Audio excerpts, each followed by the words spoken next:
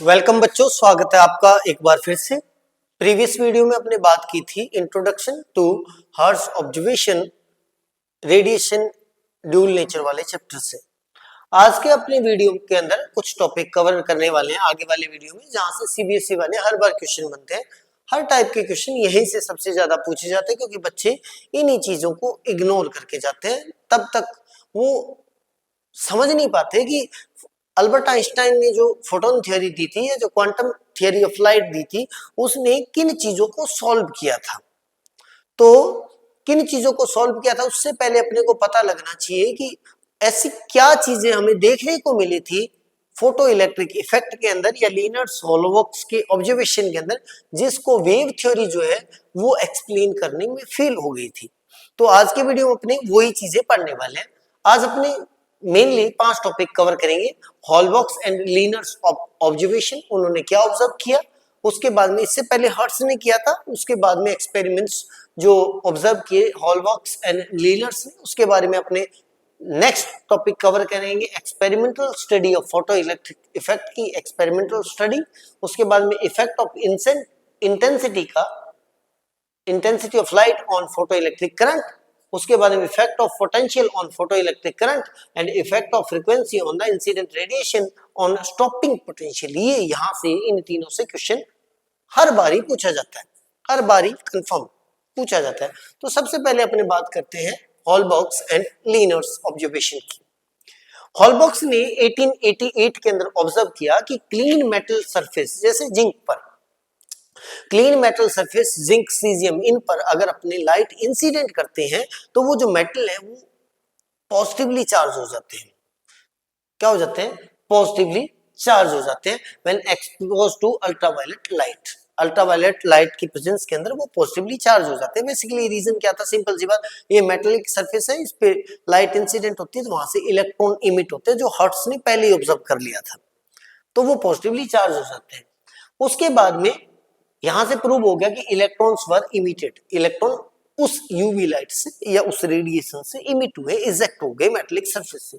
Second, लीनर्स ने 1902 के अंदर 19 यानी इसके बाद में अप्रोक्स कितने हो गए, 2 साल वो हो गए और 14 साल बाद में 14 year study that emitted electron जो होते हैं उनको डिटेल में फोटो इलेक्ट्रिक ट्यूब से डिटेल में सबसे पहले ये ऑब्जर्व किया था हर्ट्ज ने, उसके बाद में लीनर्स हॉलबॉक्स ने, उसके बाद में लीनर ने क्या फाउंड किया? उसने फाउंड किया कि emission of electron from metallic surface जो है उसका कॉज लाइट है।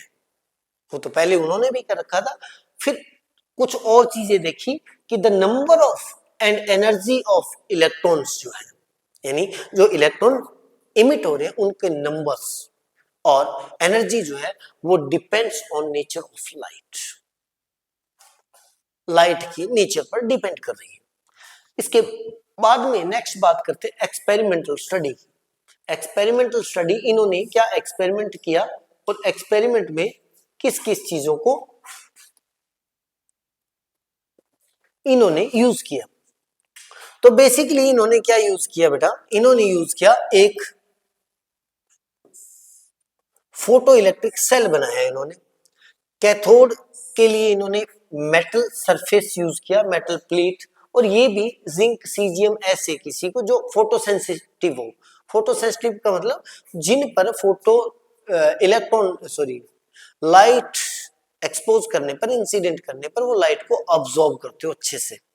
फोटो सेंसिटिव सीजियम या जिंक, इनको यूज किया और उसको emitted element electrons when illuminated, यानी किसी भी फोटो सेंसिटिव मटेरियल से इनको इल्यूमिनेट कर दिया। उसके बाद में एक एनोड यूज किया जो कलेक्टर प्लेट के थ्रू जो क्या करेगा, इससे बाहर निकलने वाले इलेक्ट्रॉन्स को कलेक्ट करेगा। उसके बाद में इन्होंने एक लाइट सोर्स यूज किया, कोई भी, जो इस पर हम लाइट रेज इंसिडेंट करवाएंगे, और वो भी लाइट सोर्स इन्होंने ऐसा यूज किया जो वेरीज इंटेंसिटी एंड फ्रीक्वेंसी, यानी एक ऐसा लाइट सोर्स था जिसकी फ्रीक्वेंसी यानी न्यू एंड इंटेंसिटी यानी आई को वेरी किया जा सके। क्लियर? उसके बाद में ऑब्जर्व किया इन्होंने कि व्हेन, और इसको इन्होंने क्या कर दिया, वैक्यूम बना दिया ऐसे, इसके साथ एक सेल को कनेक्ट कर दिया और इस साइड में मैं पॉजिटिव लेके चल रहा हूं क्योंकि बाद में हम चेंज भी करें, एक बार पॉजिटिव लगा देते हैं, पॉजिटिव टर्मिनल। इसका क्या बेनिफिट होगा, इसका बेनिफिट होगा कि ये वाली जो एनोड है, जो कलेक्टिंग प्लेट है, वो पॉजिटिवली चार्ज हो जाएगी। तो यहां से लाइट से अगर इलेक्ट्रॉन, लाइट इंसिडेंट होने पर इलेक्ट्रॉन इस प्लेट से, कैथोड से इमिट हो रहे हैं, तो उनको वो जो पॉजिटिवली चार्ज एनोड है वो कलेक्ट कर लेगा by the attraction. When light falls on the cathode, photoelectrons are emitted and producing a photoelectric current. जब भी लाइट इन्होंने इंसिडेंट की तो वो जो लाइट है, अगर आप सेल नहीं लगाते, मान लेते हैं यहाँ पे कोई गैल्वेनोमीटर लगा देते हैं, गैल्वेनोमीटर का मतलब जो लाइट को डिटेक्ट करेगा, बस इलेक्ट्रिक करंट को डिटेक्ट करेगा, देन जब इस पे इंसिडेंट हुआ तो यहाँ से इलेक्ट्रॉन्स इमिट हुए, इजेक्ट हुए, इमिट हुए, और उसको कलेक्टर एनोड ने कलेक्ट किया, जिसकी वजह से वो इसमें फ्लो करने लगे इस सर्किट के अंदर, और इस सर्किट के अंदर फ्लो करने लग गए तो वहां पर जो करंट प्रोड्यूस हो गया उसका नाम आ गया फोटो इलेक्ट्रिक करंट। क्लियर? क्या किया था, कुछ नहीं किया था, एक कैथोड को यूज किया, एक एनोड को यूज किया। कैथोड जिस पर लाइट रे इंसिडेंट करवाई, उसको या तो आप मान सकते हो कि फोटो सेंसिटिव मटेरियल की ही प्लेट थी, या फिर ऐसे मान सकते हो किसी प्लेट के ऊपर फोटो सेंसिटिव मटेरियल को इल्यूमिनेट कर दिया, क्लियर, कवर कर दिया, जनरली सीजियम या इन चीजों को, सीजियम जिंक वगैरह जो फोटो सेंसिटिव है। उसके बाद में उन्होंने ये ऑब्जर्व किया। अब इसके बाद में ये तो एक्सपेरिमेंट था इनका, एक्सपेरिमेंट में जो इनको मिला, उनके ग्राफ जो है वो सबसे थोड़ा सा बच्चों को प्रॉब्लम देते हैं उनको समझना। इनको क्या मिला बेटा, इनको मिला, सबसे पहले इनको ये मिला, एक मिनट को, ये मैंने गलत क्लिक कर दिया, यहां पे था शायद, ठीक, यहीं पे। सबसे पहले इनको क्या मिला, उन्होंने सबसे पहले क्या किया, कीपिंग फ्रीक्वेंसी कांस्टेंट, फ्रीक्वेंसी को कांस्टेंट किया, और इंटेंसिटी ऑफ लाइट को, जो इंसिडेंट लाइट की इंटेंसिटी उसको इंक्रीज करके देखा। जब इन्होंने इंक्रीज किया तो फोटो करंट जो है, यानी जो करंट प्रोड्यूस हो रहा था, वो इंक्रीज हो गया विद इंटेंसिटी। क्लियर? यहां से इनको क्या मिला, इनसे ये हमें मिला कि नंबर ऑफ जो फोटो इलेक्ट्रॉन्स है वो इमिटेड ज्यादा हो रही है इंटेंसिटी इंक्रीज करने पर। यहां पे समझने वाली बात है, जितनी ज्यादा आने वाली लाइट की इंटेंसिटी ज्यादा होगी, उतने ज्यादा नंबर ऑफ इलेक्ट्रॉन्स या number of photo electron eject होंगे।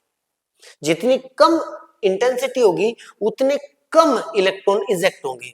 अगर कम इंटेंसिटी तो कम इलेक्ट्रॉन इजेक्ट हुए, कम इलेक्ट्रॉन इजेक्ट हुए तो सर्किट के अंदर कम इलेक्ट्रॉन ही फ्लो कर रहे हैं, जिसकी वजह से सर्किट के अंदर करंट भी कम आ रहा है। क्लियर? जितनी हाई इंटेंसिटी उतने नंबर ऑफ इलेक्ट्रॉन्स ज्यादा, उतने ही सर्किट के अंदर नंबर ऑफ इलेक्ट्रॉन ज्यादा, तो उतना ही फोटो इलेक्ट्रिक करंट ज्यादा। ये इन्होंने ऑब्जर्व किया।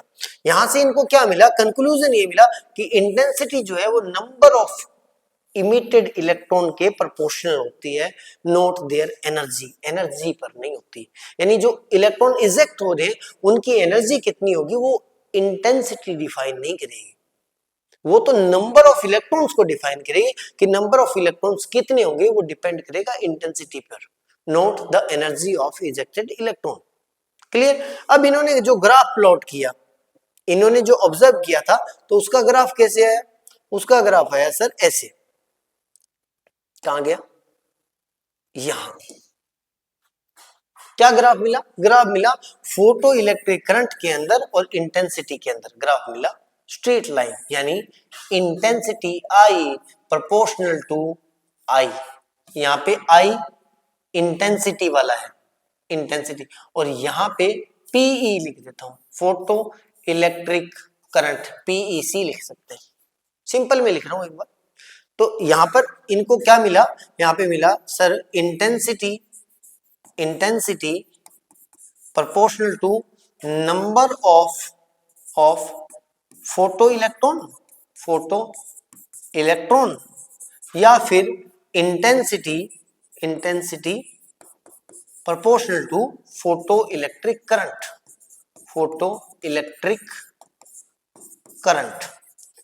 और बहुत अच्छा क्वेश्चन बनता है कि इंटेंसिटी और फोटो इलेक्ट्रिक करंट के अंदर या फिर इंटेंसिटी और नंबर ऑफ फोटो इलेक्ट्रॉन के बीच में ग्राफ जो आया था वो क्या आया था, वो स्ट्रेट लाइन आई थी फ्रॉम ओरिजिन। स्ट्रेट लाइन का मतलब प्रोपोर्शनलिटी को फॉलो करती है। इट मींस इंटेंसिटी और फोटो इलेक्ट्रिक करंट प्रोपोर्शनलिटी को फॉलो करते हैं। क्लियर? ये इनकी फर्स्ट ऑब्जर्वेशन थी। सेकंड ऑब्जर्वेशन में इन्होंने क्या देखा, सेकंड ऑब्जर्वेशन में इन्होंने पोटेंशियल यूज किया। शायद पोटेंशियल क्या यूज किया, पोटेंशियल यूज किया।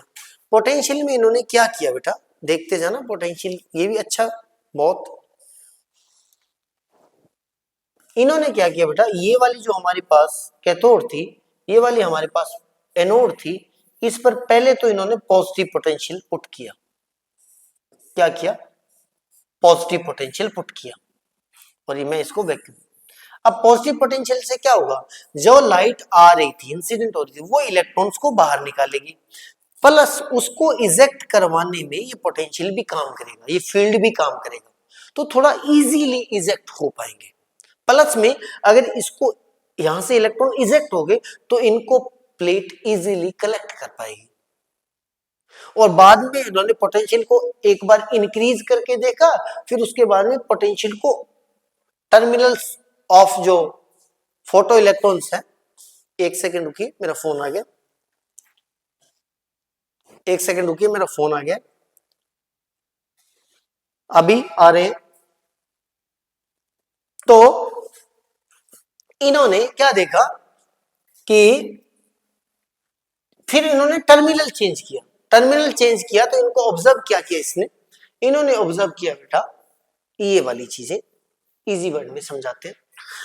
When accelerating potential between cathode and anode increase, जब पोटेंशियल को इंक्रीज किया गया, फोटो इलेक्ट्रिक करंट इंक्रीज हुआ और उसके बाद में सैचुरेट हो गया। सैचुरेट का मतलब है कि कांस्टेंट हो गया। जब जैसे जैसे इन्होंने क्या किया, उसके बीच में ये वाले पे पोटेंशियल लगाया, इस पोटेंशियल को इंक्रीज करते गए, इसकी वैल्यू को इंक्रीज करते गए पॉजिटिव को, तो क्या हुआ कि करंट इंक्रीज होता गया, एक स्पेसिफिक टाइम पर आके करंट जो है इस सर्किट के अंदर वो कांस्टेंट हो गया, सैचुरेट हो गया। दूसरा, व्हेन रिवर्स पोटेंशियल अप्लाइड, जब इन्होंने बैटरी के टर्मिनल्स को जस्ट ऑपोजिट कर दिया तो इन्होंने क्या देखा कि फोटो करंट जो है वो डिक्रीज होता है। जब इसको ऑपोजिट कराया, मतलब टर्मिनल चेंज करने के बाद में पोटेंशियल को इंक्रीज करते गए, पहले ये पॉजिटिव था, बाद में ये पॉजिटिव से नेगेटिव हो गया, और नेगेटिव में भी जैसे मान लो माइनस का 0, माइनस का 1, माइनस का 2, माइनस का 3, जैसे जैसे इंक्रीज करते गए नेगेटिव के अंदर, तो उन्होंने देखा कि एक स्पेसिफिक वैल्यू पर आकर जो करंट है इस पूरे सर्किट के अंदर क्या हो गया, बिल्कुल जीरो हो गया, कंप्लीटली स्टॉप हो गया। उस स्पेसिफिक पॉइंट को, उस स्पेसिफिक नेगेटिव रिवर्स वोल्टेज को इन्होंने नाम दिया स्टॉपिंग पोटेंशियल, स्टॉपिंग पोटेंशियल नाम दिया। अब ऐसा हुआ क्यों, पहले तो इसको समझते हैं, ऐसा हुआ क्यों पहले तो इसको समझते हैं, फिर अपने इसके ग्राफ की बात करें। इसका ग्राफ कुछ आया था हमारे पास ऐसा, लेकिन मैं इससे पहले आपको वो चीजें एक्सप्लेन करते हैं भी सर ऐसा क्यों हुआ था। तो एक्चुअल में हो क्या रहा था, ये हमारे पास कैथोड थी, यहां पे मैंने पोटेंशियल लगाया पॉजिटिव, और ये हमारे पास कलेक्टिंग प्लेट आ गई, ये हमारे पास वैक्यूम है और इसके ऊपर लाइट इंसिडेंट कर रहे हैं। क्लियर?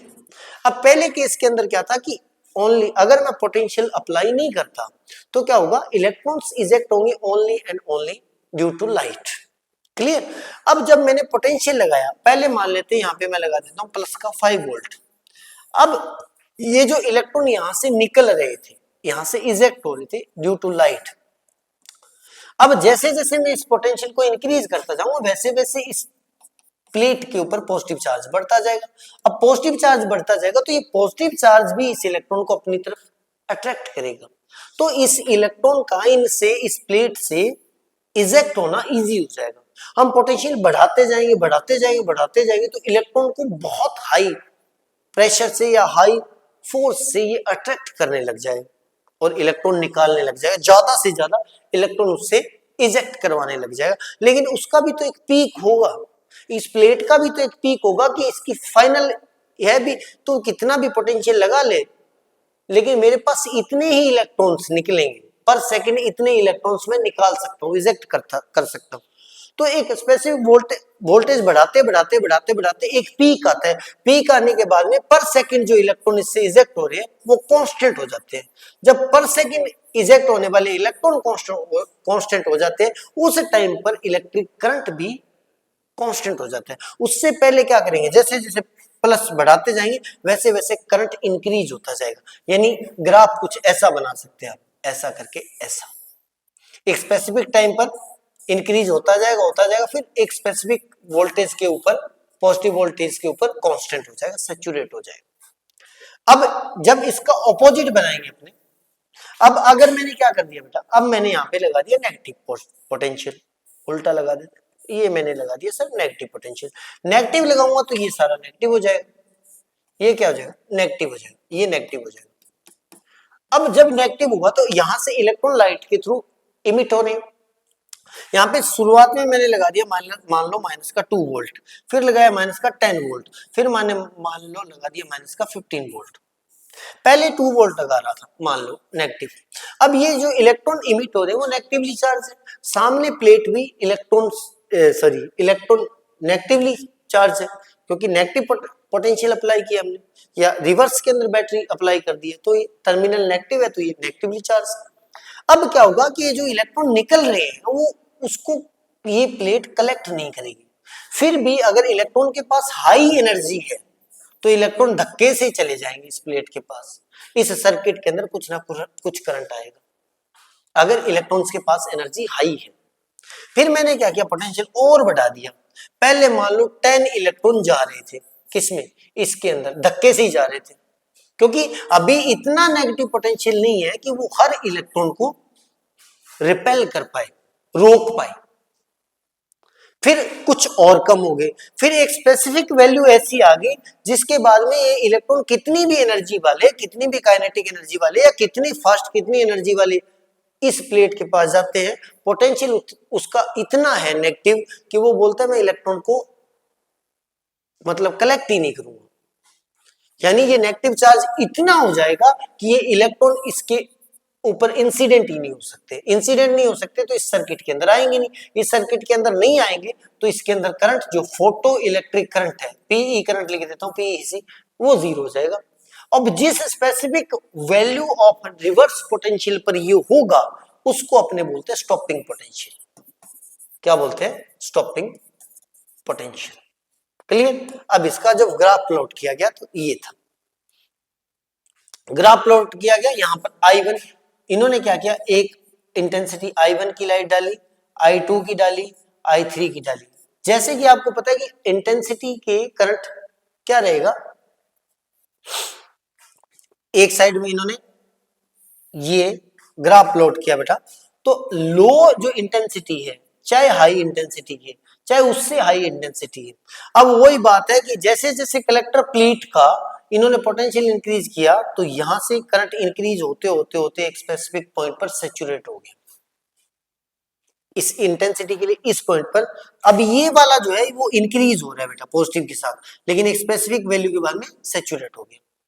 दूसरा भी इंटेंसिटी के लिए, तीसरे के लिए भी, ठीक है, लेकिन यहां से इनको क्या मिला कि एक नेगेटिव पोटेंशियल ऐसा था जहां पर जाकर करंट जीरो हो गया, यानी ये फोटो इलेक्ट्रिक करंट है, फोटो इलेक्ट्रिक करंट, ठीक है। और उस पोटेंशियल को इन्होंने नाम दे दिया स्टॉपिंग पोटेंशियल। अब यहां पे नोट करने वाली बात है, इंटेंसिटी ऑफ लाइट कितनी भी हो स्टॉपिंग पोटेंशियल सेम रहेगा उस चीज के लिए, क्योंकि स्टॉपिंग पोटेंशियल इंटेंसिटी पर डिपेंड नहीं करता, ये ऑब्जर्वेशन थी। क्लियर, इज दैट क्लियर, ठीक। नेक्स्ट इनकी ऑब्जर्वेशन क्या थी, नेक्स्ट ऑब्जर्वेशन थी बेटा, आगे चलते, इफेक्ट ऑफ फ्रीक्वेंसी।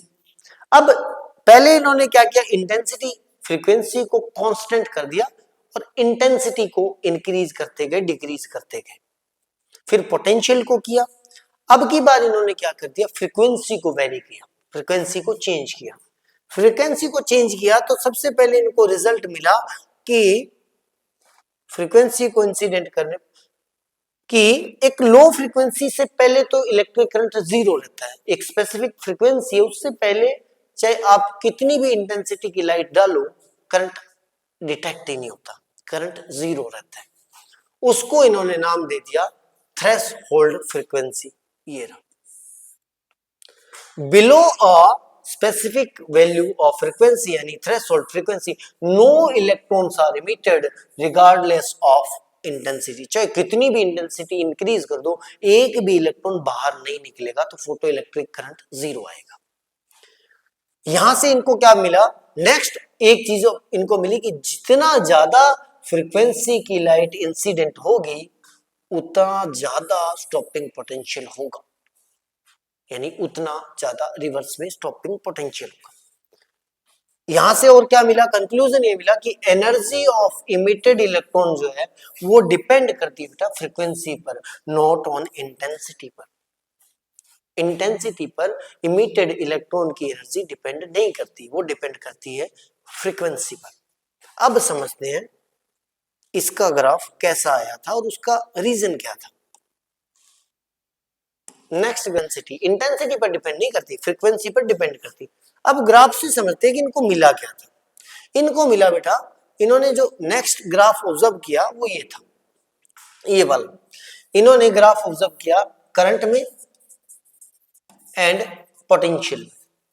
अब इन्होंने तीन अलग अलग फ्रीक्वेंसी की लाइट डाली, जहां पर एक न्यू 1 थी, उससे ज्यादा न्यू 2 थी, उससे ज्यादा न्यू 3 थी।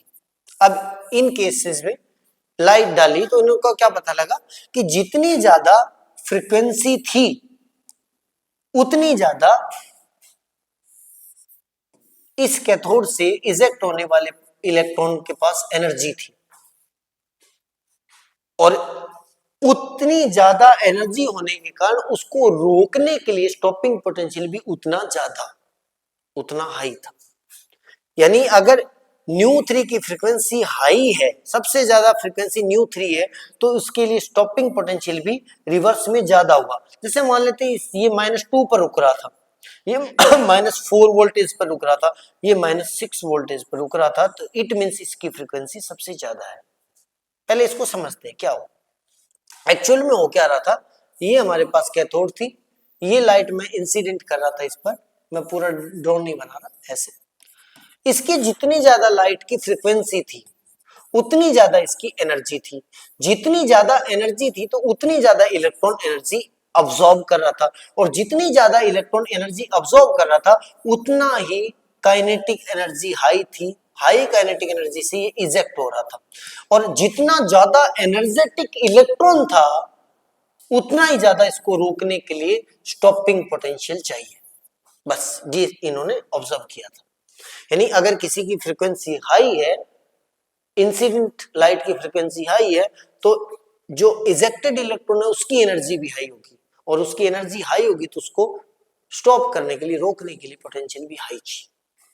क्लियर। और ये साइन इंडिकेट करता है क्योंकि रिवर्स में है पोटेंशियल, तो ये नेगेटिव पोटेंशियल लग गया।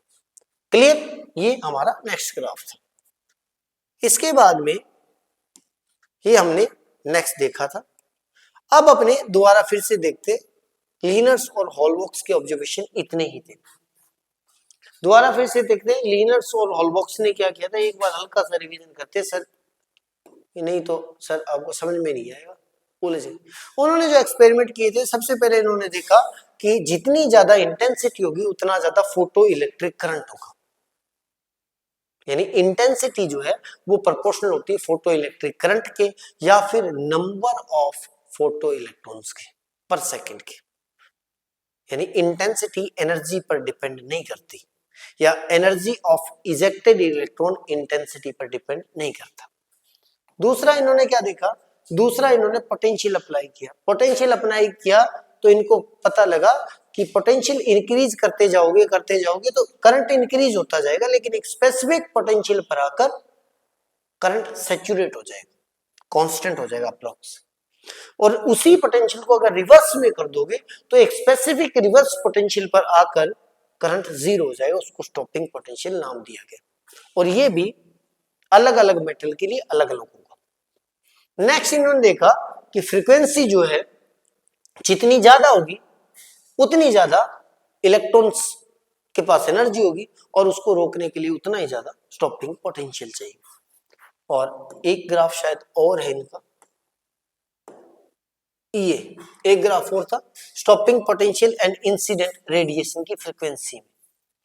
अब इस ग्राफ से इनको क्या मिला, मान लेते इन्होंने मेटल A1 यूज किया, एक मेटल B1 और उन्होंने प्लॉट किया था। ग्राफ में उन्होंने क्या किया, दो मेटल को लिया, मेटल A और मेटल B को यूज किया और उनके बीच में भी इंसिडेंट रेडिएशन की फ्रीक्वेंसी और किसके बीच में, स्टॉपिंग पोटेंशियल के बीच में इन्होंने ग्राफ प्लॉट किया। तो हुआ कुछ क्यों, क्या मिला, इनको मिला कि कोई भी मेटल A1 है मान लेते हैं, इस साइड में इन्होंने फ्रीक्वेंसी को डिनोट किया यानी न्यू, और इस साइड में SP लिख देता हूं स्टॉपिंग पोटेंशियल। क्लियर, इन्होंने एक मेटल A लिया, अब यहां से फ्रीक्वेंसी 0 से स्टार्ट हुई, फ्रीक्वेंसी बढ़ते बढ़ते बढ़ते बढ़ते यहां पे एक वैल्यू आती है न्यू नोट मान लेते हैं A के लिए, A मतलब A कोई मेटल था। जब तक ये इतनी फ्रीक्वेंसी पे नहीं आया तब तक जीरो करंट था, जीरो करंट था तो स्टॉपिंग पोटेंशियल भी जीरो था, यानी इलेक्ट्रॉन इजेक्ट ही नहीं हो रहे थे। इलेक्ट्रॉन इजेक्ट ही नहीं हो रहे थे तो इनको इलेक्ट्रॉन को रोकने के लिए स्टॉपिंग पोटेंशियल भी नहीं चाहिए था, जीरो थी। इस फ्रीक्वेंसी के बाद में ये स्ट्रेट लाइन आई थी। स्ट्रेट लाइन का मतलब इस फ्रीक्वेंसी के बाद में जितनी ज्यादा फ्रीक्वेंसी बढ़ती जाएगी उतना ज्यादा स्टॉपिंग पोटेंशियल बढ़ता जाएगा, प्रोपोर्शनल हो गया। यानी frequency after threshold frequency, this frequency को थ्रेशोल्ड बोलते हैं, frequency after threshold frequency is directly proportional to stopping potential. Clear, ऐसा ही एक और इन्होंने मेटल ले लिया, मान लो दूसरा मेटल B ले लिया, B के लिए भी सेम मिला था, ये B लिख देता हूं, ये मेटल A है, A MA लिख रहा हूं, MB लिख रहा हूं, मेटल B। अब मेटल B के लिए देखो दो अलग अलग मेटल के लिए थ्रेशोल्ड भी अलग अलग होती है, तो इसके लिए जो थ्रेशोल्ड अपने पास आई थी वो आई थी न्यू 0B मान लेते इसको, क्या मान लिया 0B। यानी अगर इसकी इस फ्रीक्वेंसी के बाद में इलेक्ट्रॉन इजेक्ट होना स्टार्ट हो गए, वहां से जो लाइट है उसके लिए स्टॉपिंग पोटेंशियल जो है वो स्टॉपिंग पोटेंशियल उसके प्रोपोर्शनल हो गया फ्रीक्वेंसी के। ऐसे ही जो मेटल B था, मेटल B के लिए भी क्या मिला, मेटल B के लिए एक स्पेसिफिक फ्रीक्वेंसी मिल गई, थ्रेशोल्ड फ्रीक्वेंसी। उसके बाद में जो लाइट, जो इलेक्ट्रॉन्स इजेक्ट हो रहे थे, उसके बाद में जो स्टॉपिंग पोटेंशियल था वो प्रोपोर्शनल हो गया फ्रीक्वेंसी की। यानी सिंपल से इनको क्या मिला था कि after the threshold frequency stopping potential is directly proportional to incident frequency of light. Clear, तो ये हमने लीनर्स और हॉलबॉक्स ने जो एक्सपेरिमेंट किए थे, ऑब्जर्वेशन किए थे, किसके बाद में इन्होंने किए थे सर, हर्ट्ज के बाद में, उनमें हमने आज के वीडियो में कवर कर लिया। और यहीं से बोर्ड वाले सबसे ज्यादा डेरिवेशन, सबसे ज्यादा प्रैक्टिकल, सॉरी न्यूमेरिकल, सबसे ज्यादा केस स्टडी, सबसे ज्यादा असर्शन रीजन, सबसे ज्यादा ग्राफ बेस्ड क्वेश्चन बनाते हैं और बच्चे भी सबसे ज्यादा इसी टॉपिक में उलझते हैं। आज अपने इसको बहुत इजी वर्ड्स के अंदर बहुत सही तरीके से डिफाइन किया है। और मिलते हैं नई वीडियो में, तब तक के लिए good bye, take care, keep studying. और चैनल पर पहली बार है तो चैनल को सब्सक्राइब करके बेल आइकन के साथ ऑल सिलेक्ट कर ले ताकि आपसे कोई वीडियो मिस ना हो। मिलते हैं नई वीडियो में, साथ में कमेंट के जरिए हमें बताएं कि वीडियो आपको कैसा लगा। Keep studying.